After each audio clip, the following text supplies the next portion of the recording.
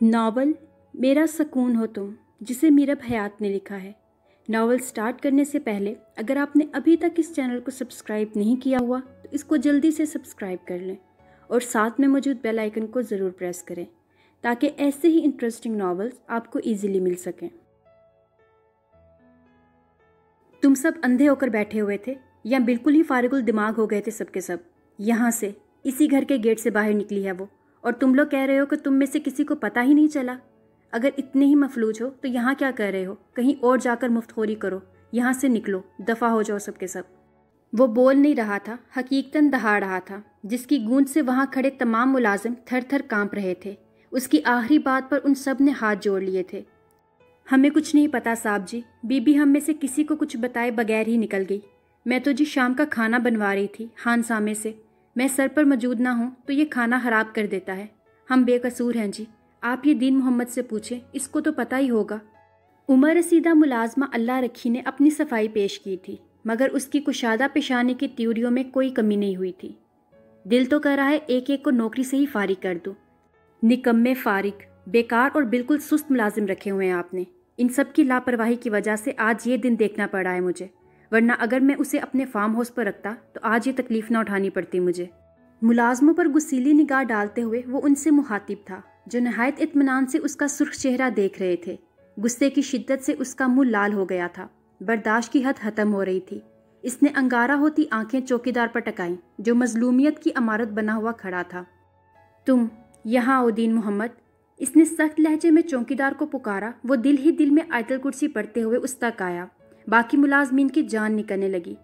تمہارے سامنے نکلی تھی نا وہ، تم نے اپنی آنکھوں سے اسے جاتے دیکھا تھا نا؟ اس کا گریبان سختی سے دبوچتے ہوئے وہ بھول گیا تھا کہ مقابل شخص عمر میں اس سے کئی سال بڑا ہے۔ چوکیدار نے مدد طلب نظروں سے اپنے بڑے صاحب کی طرف دیکھا، جو ذرا فاصلے پر کھڑے چھوٹے صاحب کا گرجنا اور برسنا بڑے سکون سے دیکھ رہے تھے۔ صاحب معاف کر دیں صاحب، میرا کوئی قصور نہیں ہے جی، میں نے تو بی بی جی سے پوچھا تھا کہ وہ اکیلی کہاں جا رہی ہیں، مگر انہوں نے مجھے ڈانٹ دیا اور کہنے لگی کہ آپ سے میری شکایت کر دیں گی۔ اس نے گڑ گڑاتے ہوئے بار بار بتائی گئی بات ایک بار پھر دہرائی۔ پچھلے 4 گھنٹوں میں وہ یہ بات کئی مرتبہ وہاں موجود ہر شخص کو بتا چکا تھا، مگر چھوٹے صاحب کا غصہ کسی صورت کم نہیں ہو رہا تھا۔ ایک سلگتی ہوئی نگاہ چوکیدار پر ڈال کر اس نے اسے ایک جھٹکے سے پرے کیا۔ وہ دور جا کر ماربل کے چکنے فرش پر گرا تھا۔ مالی بابا نے ایک ترہم امیز نگاہ زمین پر کانپتے ہوئے چوکیدار پر ڈالی۔ انہیں عنقریب اپنی حالت خراب ہوتی نظر آ رہی تھی۔ دفع ہو جو میری نظروں کے سامنے سے، ورنہ ایک ایک کو آگ لگا دوں گا، وہ چلایا تھا۔ سب ملازم منٹوں میں وہاں سے غائب ہوئے تھے۔ تبھی اس کا وفادار ملازم کم، دوست زیادہ اس کے قریب آیا تھا۔ ہمت سے کام لے سائیں، بی بی زیادہ دور نہیں گئی ہوں گی، مل جائیں گی، آپ فکر نہ کریں۔ اس کے مضبوط کندھے پر ہاتھ رکھ کر اس نے اسے حوصلہ دیا تھا۔ 4 گھنٹے بیت چکے ہیں بخش، ایسے کیسے فکر نہ کروں؟ آس پاس کا سارا ایریا چھان چکا ہوں، مگر وہ کہیں نہیں ہے۔ میں یہ سب برداشت نہیں کر سکتا بخش، اسے ڈھونڈو، جلد از جلد ڈھونڈ لو اسے، ورنہ میں پاگل ہو جاؤں گا۔ بے بسی سے کہتا ہوا وہ داد بخش کو بہت تھکا ہوا لگ رہا تھا۔ باقی ملازموں کے ساتھ اس کا رویہ جو بھی رہے، مگر داد بخش کے سامنے وہ ایک کھلی کتاب تھا۔ وہ تو اس کا بچپن کا ساتھی، بچپن کا رازدار تھا، اس کی تڑپ اور تکلیف کو بخوبی سمجھتا تھا۔ داد بخش نے اس کے شانے پر دباؤ ڈالا تھا، جیسے اسے یقین دلا رہا ہو کہ وہ اس کی پریشانی حل کر دے گا۔ اس نے ایک نرم نگاہ داد بخش پر ڈال کر دوسری اپنے دائیں طرف چند قدموں کے فاصلے پر کھڑے اس مرد پر ڈالی جس سے اس کا بے حد قریبی رشتہ تھا، مگر وہ اس کی تکلیف پر یوں پرسکون تھے جیسے انہیں کوئی فرق ہی نہ پڑتا ہو۔ اس نے دکھتی ہوئی پلکیں اٹھا کر ان کی آنکھوں میں جھانکا جہاں صاف لکھا ہوا تھا، بتاؤ اب کیسا فیل کر رہے ہو؟ تمہیں زیادہ شوق چڑھا ہے جاب کرنے کا؟ اون نے اسے سخت چتونوں سے گھورا جس نے اس کے یوں گھورنے پر معصوم سی شکل بنا لی تھی۔ کیا بتاؤں کہ کتنا شوق ہے یار، بس تم ٹانگ مت اڑانا، میں پہلے ہی بتا رہی ہوں، کیونکہ میں رکنے والی نہیں ہوں۔ میں یہ جاب کروں گی اور ضرور کروں گی۔ خبردار جو تم نے امی کے کان بھرنے کی کوشش کی تو مجھ سے برا کوئی نہیں ہوگا۔ اس نے ضدی انداز اپنایا اور آخر میں اسے دھمکی دے ڈالی، جب تم ڈیسائیڈ کر ہی چکی ہو تو مجھ سے پوچھنے بھی کیوں آئی ہو؟ بس کر لو جوائن کل سے ہی، میں کون ہوتا ہوں روکنے والا؟ مجھے تو پہلے ہی پتا تھا کہ ایک دن تم اپنے 2 سال بڑا ہونے کا فائدہ ضرور اٹھاؤ گی، اور لو آ گیا وہ دن۔ اون نے بچوں کی طرح منہ پھلا لیا تو وہ بے ساختہ کھلکھلائی۔ اون میرے پیارے بھائی، اب تو تمہارے اپنے بچے ہو جائیں گے یار، اب تو بچوں کی طرح منہ بنانا چھوڑ دو۔ उसके बालों को छेड़ते हुए वो मुसलसल हंस रही थी। हाँ तो, और इस मामले में भी तुमने अपनी ही चलाई है, खुद शादी करने की बजाय पकड़ के मेरी शादी करवा दी। इसके पास एक और गिला था। या अल्लाह जी, किस मिट्टी से बनाया है तूने इस बेवकूफ़ इंसान को। इसने आसमान की तरफ मुंह करके मसनूई तासुफ जताया। एक तो वक्त रहते तुम्हारी शादी कर दी है हमने, और तुम हो के हमारा एहसानमंद होने के और मजीद शिकवा कर रहे हो। इसने ऊन को लताड़ा और बदले में वो होले से मुस्कुराया। जमल, अब तुम बात को घुमा रही हो यार, सीधे सीधे बता दो कि तुम ये जॉब करना क्यों चाहती हो। मेरी जॉब की वजह से परेशान होना। वो आजकल जॉबलेस था, इसलिए जो बात दिल में थी वो ज़ुबान पर ले आया था। उसके हदशे पर जमल ने इसे सख्त नज़रों से घूरा। मैं पागल नहीं हूँ जो तुम्हारी जॉब की वजह से परेशान होती फिरूँ। मैं तो ये जॉब शौकिया करना चाहती हूँ, फिर टाइमिंग भी शॉर्ट है और तुम ना जाने बात को कहाँ से कहाँ ले जा रहे हो। इसने ऊन को खूब लताड़ा। वो उसके सामने हामी भरकर उसे शर्मिंदा नहीं करना चाहती थी, इसीलिए उल्टा उससे हफा हो गई। ओ यार प्लीज़ अम्मी, अब तुम यूँ मुंह मत फुलाओ। ऊन ने नरमी से इसे गले लगाया। वो दोनों इस वक्त सिहन में बिछी चारपाई पर बैठे हुए थे, जबकि निदा, उनकी बीवी, और सलमा जहां बरामदे से पीछे बने अपने अपने कमरों में थी। हाँ तो, तुमने सोचा भी कैसे कि मैं घर के हालात से या तुम्हारी बेरोज़गारी से नाला होकर जॉब करना चाह रही हूँ। मुझे अल्लाह के बाद अपने भाई के ज़ोर बाजू पर पूरा यकीन है। तुम प्लीज़ इस तरफ से टेंशन फ्री हो जाओ। मैं तो बस टाइम पास करने के लिए ये जॉब करना चाह रही हूँ, वरना ऊन अफंदी जैसे शेर जवान भाई के होते हुए जमल अफंदी को भला जॉब करने की क्या ज़रूरत। वो कंधे अचकाते हुए बड़े फखर से बोली थी। ऊन उसके जवाब पर मुतमईन सा हंस दिया। तो फिर मैं डन समझूं? जमल ने मासूमियत से आंखें पटपटाईं।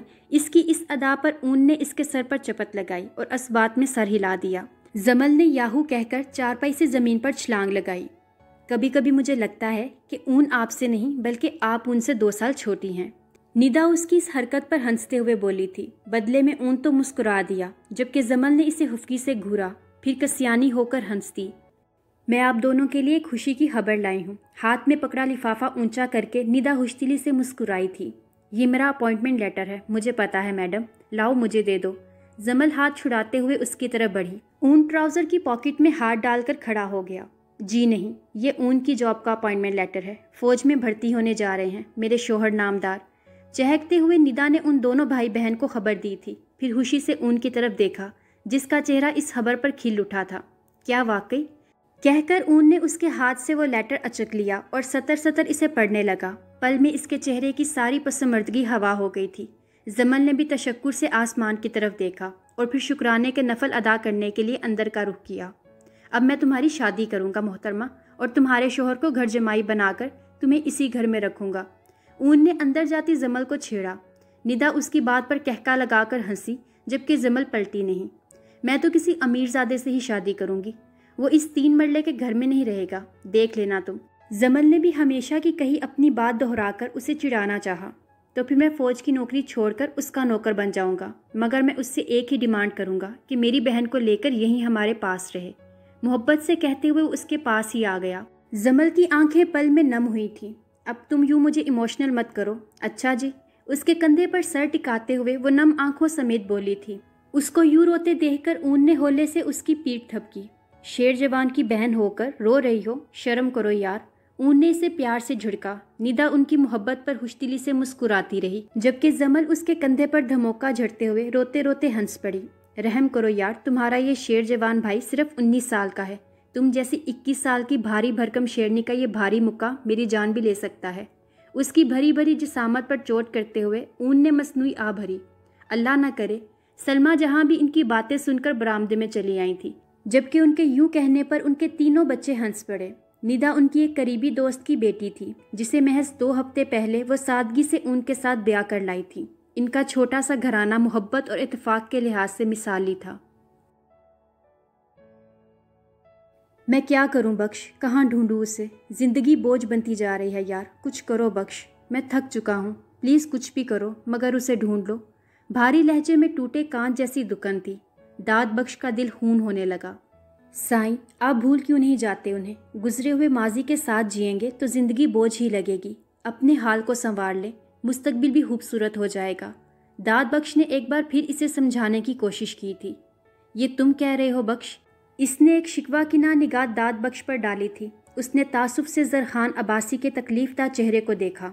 16 बरस बीत गए हैं साईं, आप जैसे बंदे के लिए तो किसी को खोजने के लिए 16 घंटे ही बहुत हैं, मगर शर्त यह है कि कोई खोया हुआ हो जो खुद छुप कर बैठा हो। इसे कैसे ढूंढा जाए, आप ही बताएं साईं।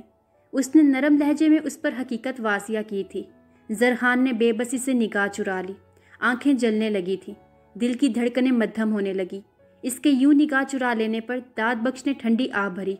अलीज़ा बीबी आपको बहुत चाहती हैं साईं, आप उनका हाथ थाम लें और अपनी ज़िंदगी की शुरुआत कर लें। बड़ी बीबी ने मिलना होगा तो एक दिन वो खुद ही आपको मिल जाएंगी, मगर आप उनके पीछे यूं खुद को तबाह ना करें। इसे सिगरेट सुलगाते देखकर वो अफसुर्दगी से बोला था, ये नामुमकिन है दाद बख्श। जिस औरत ने मेरे दिन का सुकून लूट रखा है, पिछले 16 बरस से मेरी रातें बेचैन कर रखी हैं, उससे मिले बगैर, उससे अपना सुकून वापस लिए बगैर मैं अपनी ज़िंदगी कैसे शुरू कर सकता हूँ? जब मेरा पूरा वजूद आग में झुलस रहा है तो मैं क्यों कर शादी कर सकता हूँ? नहीं, मैं अलीज़े की ज़िंदगी बर्बाद नहीं कर सकता। सिगरेट का धुआं फिज़ा में छोड़ते हुए वो अटल लहजे में बोला, वो आपसे मोहब्बत करती हैं साईं। दाद ने इसे बावर करवाया, मगर मैं उससे मोहब्बत नहीं करता। अपनी सुर्ख आंखें झपकते हुए उसने नज़र दाद बख्श पर टिकाई और इसे संजीदगी से देखते हुए उसने सफाकी से कहा था, लेकिन आप उनसे शादी करने का वादा तो कर ही चुके हैं। दाद बख्श ने भी संजीदगी से इसे बावर करवाया। जरहान ने बेचैनी से पहलू बदला। हाँ तो कर लूँगा शादी, मगर पहले उससे मिलूँगा। उससे मिले बगैर मैं शादी बिल्कुल नहीं करूँगा। वो अपनी ज़िद पर कायम था। साईं, आपने जो भी किया वो आपका बचपना था। उस उम्र में छोटी मोटी हताएं हो जाया करती हैं। लोग तो जाने क्या क्या करके भूल जाते हैं, और एक आप हैं कि इतने साल गुजर जाने के बाद भी उस बात को अपने सर पर सवार किए खुद को बर्बाद कर रहे हैं। छोड़ दें ये ज़िद, प्लीज़ भुला दें उन्हें। दाद बख्श ने इसे कायल करने की एक नाकाम कोशिश की थी। उसकी बात पर वो धीरे से हंस दिया, एक तल्ख हंसी जिसने दाद को तकलीफ से दो चार किया। सिगरेट के बचे टुकड़े को एश ट्रे में मसल कर उसने दूसरी सिगरेट सुलगाई और होंठों में दबाकर उसकी तरफ रुख किया। तुम्हारा मसला पता है क्या है बख्श? उसने बख्श की आंखों में झांका, जिसने फौरन निगाह झुकाई। जरहान दोबारा हंस पड़ा। तुम्हारा मसला ये है कि तुम्हें मेरी मोहब्बत में कुछ नज़र नहीं आता। जो मैं करता हूँ वो गलत भी हो तो तुम्हें सही लगता है, और मुझे इस तकलीफ़ से बाहर निकालने के लिए तुमने अभी जो बकवास की है वो बेअसर रही है। वो बात छोटी मोटी नहीं थी दाद बख्श। कहते कहते वो आखिर में तल हो गया था। आंखों में जनून उतर आया था। दाद बख्श ने इसके हाथ से सिगरेट ले ली, जो सुलग कर उसकी उंगलियां जला रही थी, मगर इसे परवाह ही कब थी। अब बस भी कर दो मेरी चंदा, इतना प्रेस करोगी तो यकीनन यूनिफॉर्म जला ही दोगी तुम। फिर सुबह पहन कर जाना वही पुराना वाला। बार बार यूनिफॉर्म को प्रेस करती मुहर्रम को देखकर वो हंसते हुए बोली थी, मौमी आप ना बाज आ जाएं। अच्छा, हर वक्त मेरा मजाक उड़ाती रहती हैं आप। उनके यूं तंग करने पर वो तन कर बोली। वो मजीद खिलखिलाईं, हाँ तो अपने काम भी तो देखो ना, ऑलरेडी प्रेस यूनिफॉर्म को बार बार प्रेस कर रही हो। उन्होंने उसके सर पर हल्की सी चपत लगाई। जी हाँ, क्योंकि कल मुझे स्टेज पर बुलाया जाएगा। सब स्टूडेंट्स का फोकस मुझ पर होगा, और अगर मेरा यूनिफॉर्म ही ठीक से प्रेस ना हुआ तो कितनी शर्मिंदगी होगी, आप ही बताएं ना। यूनिफॉर्म को हैंगर में लटकाते हुए मुहर्रम ने उसे अपने तय समझाया। ये तो है। उन्होंने उसी के अंदाज में मासूमियत से सर हिलाया। मुहर्रम हंस पड़ी। अच्छा, आपको एक और मज़े की बात बताऊं? चुटकी बजाते वो पुरजोश सी बोली, फिर चौंकड़ी मारकर ज़मीन पर बिछी चटाई पर बैठ गई। उन्होंने चेहरे पर तजस्सुस सजाया और अपनी मासूम बेटी की तरफ देखा। हाँ हाँ बताओ। वो भी उसके पास ही बैठ गई। रिदा बता रही थी कि मैडम ने लाहौर से मेहमान हसूसी बुलाए हैं, अब मुझे डबल इनाम मिलेगा। पता है कैसे? अपनी जहन आंखों में इश्तियाक भरकर मुहर्रम ने एक बार फिर इन्हें सस्पेंस में मुब्तला करना चाहा। कैसे? उनके लबों की मुस्कुराहट गहरी हुई। वो ऐसे कि एक इनाम तो मुझे गवर्नमेंट की तरफ से मिलेगा और दूसरा वो गेस्ट ऑफ ऑनर देंगे जो लाहौर से आएंगे। मुहर्रम ने मुस्कुराते हुए इन्हें अपने तय खुश किया था, और वो इसे दिखाने को खुश हो भी गई थी। अरे वाह, ये तो बहुत अच्छी खबर सुनाई है तुमने, यानी कि अब मुझे भी डबल ट्रीट मिलेगी। एक आंख दुबाते हुए उन्होंने मुहर्रम के अंदाज में ही बात की थी। Mommy please don't copy my style. उनके यूं आंख दुबाकर बात करने पर वो मुस्नुई हुफ्की से चीखी थी। बदले में वो खिलखिलाकर हंसी थी। Okay, be serious now. Muharram ने चेहरे पर बड़े संजीदा तासुरात सजाए थे। उन्होंने भी इसे फॉलो किया और संजीदा शक्ल बना ली। वो यूं ही उसके साथ बच्ची बन जाया करती थी। Okay, I am serious. उन्होंने हाथ से विक्ट्री का निशान बनाया। हाँ तो मैं कह रही थी कि कल जो पैसे मुझे मिलेंगे मैं उनसे आपका इलाज करवाऊंगी। फिर जब आप ठीक हो जाएंगी तो। उसकी बात पूरी नहीं हो पाई थी, उन्होंने बीच में ही इसे टोक दिया। क्यों, मुझे क्या हुआ है जो तुम मेरा इलाज करवाओगी? उन्होंने हुफ्की जताई। ज़्यादा बने मत, मुझे सब पता है। जो आप मुझसे छुप छुप कर अपना सर दबाती रहती हैं ना, और मेडिसिन भी लेती हैं, मुझे सारा पता है। इसी सर दर्द की वजह से तो आपके बाल भी कितने हल्के होते जा रहे हैं, और मम्मी आपकी आईब्रो भी वाइट हो रही हैं। And I don't like all this. वो मुंह बसोर कर बोलती उनके दिल पर आरियां चला गई थी। मेरी चंदा, ये तो मामूली सा सर दर्द है, कभी कभार हो जाता है। इसका मतलब ये थोड़ी है कि मुझे इलाज की ज़रूरत है। मैं बिल्कुल ठीक हूँ। तुम उन पैसों से अपने लिए ढेर सारी शॉपिंग कर लेना। इसे प्यार से पुचकारते हुए उन्होंने इसे मुतमईन करना चाहा। मम्मी, आप क्यों भूल रही हैं कि मैंने बायो के साथ मैट्रिक में टॉप किया है? मुझे सब कुछ नहीं पता, मगर इतनी भी नादान नहीं हूँ मैं। कल स्कूल से आते ही मैं आपको हॉस्पिटल लेकर जाऊंगी। आप तैयार रहिएगा, और बस। मुहर्रम ने इन्हें डपटने के से अंदाज में कहा था। इसके यूं तहक्कुम भरे अंदाज पर वो हंसने लगी। इतनी बड़ी हो गई है मेरी बेटी कि मुझे खुद हॉस्पिटल लेकर जाएगी। उन्होंने अपनी आंखें फैला ली। जी हाँ, बिल्कुल। मैडम मुहर्रम ठीक 5 माह 4 दिन बाद पूरे 16 बरस की हो जाएंगी। उसने मसनूई कॉलर अकड़ाए। अच्छा जी, जैसे मुझे तो पता ही नहीं कि मेरी बेटी 16 बरस की होने वाली है। मैं तुम्हारी मम्मी हूँ डार्लिंग, तुम मेरी मम्मी बनने की कोशिश मत करो। मैं बिल्कुल ठीक हूँ और हॉस्पिटल नहीं जाऊँगी। और तुम अब ये लाइट्स ऑफ करो और इधर मेरे पास आकर लेट जाओ, जल्दी से, शाबाश। कहकर कमीज़ की शिकनें दुरुस्त करती वो उठ खड़ी हुई और कमरे में बिछे वाहिद पलंग पर जाकर लेट गई।